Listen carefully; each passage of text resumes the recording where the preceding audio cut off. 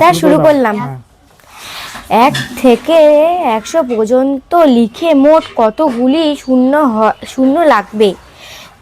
Option 1 number হলো 10টি, 2 number হলো 11টি, 3 নাম্বার হলো 9টি। 10টি। উত্তর কত হবে? 10টি। ভুল। কত? 11টি। কারণ দেখ 10-এ লাগবে একটা, 10-এ একটা, 20, 30, 40, 50, 60, 70, 80, আমি পাস। 90। 90 কটা হলো? 90-এ 9টা লাগলো, আর 100-তে 2টা, 9টা আর 2টা কত হয়? 11টা। 11টি। তাহলে সঠিক উত্তর কত হবে?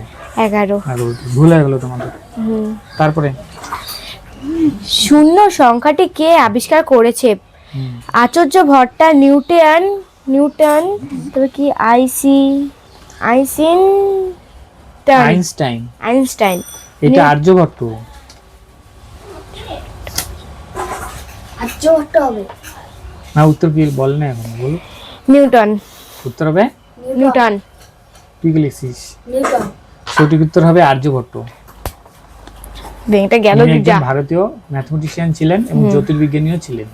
দুটি অঙ্কের বৃহত্তম সংখ্যা কত?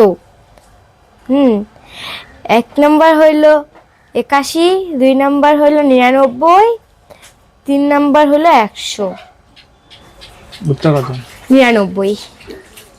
2 অঙ্কের বৃহত্তম সংখ্যা সবসময় 99, ঠিক আছে? কাটা দিয়ে দাও সায়ন তোমার।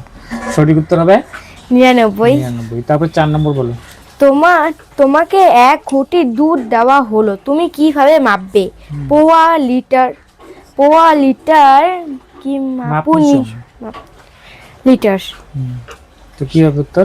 লিটার। তোমাকে যদি 1 ঘটি দুধ দেওয়া হয় তাহলে তুমি কিসে মাপবে?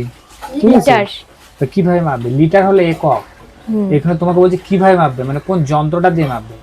বাড়িতে গোয়ালারা যে দুধ দিতে আসে কি দিয়ে মেপে দেয় ওরা? বলো দেখি। এটা কাটা হবে। কি দিয়ে মেপে দেয় বলো আগে? পোয়া।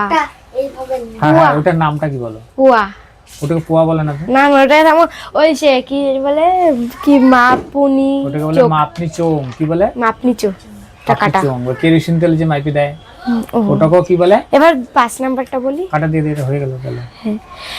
2 টাকা পয়সার পরিমাণ কত? 2000 পয়সা কি? 2 নাম্বার অপশন হলো 200 পয়সা, 3 নাম্বার হলো 20 পয়সা। 200 পয়সা। 2 টাকাকে যদি পয়সায় পরিণত করি তাহলে আমরা কত হবে? 200 পয়সা। 200 পয়সা। একদম ঠিক, 200 হবে। একটা ঠিক হলো কিন্তু। না, আমার 2টা হচ্ছে।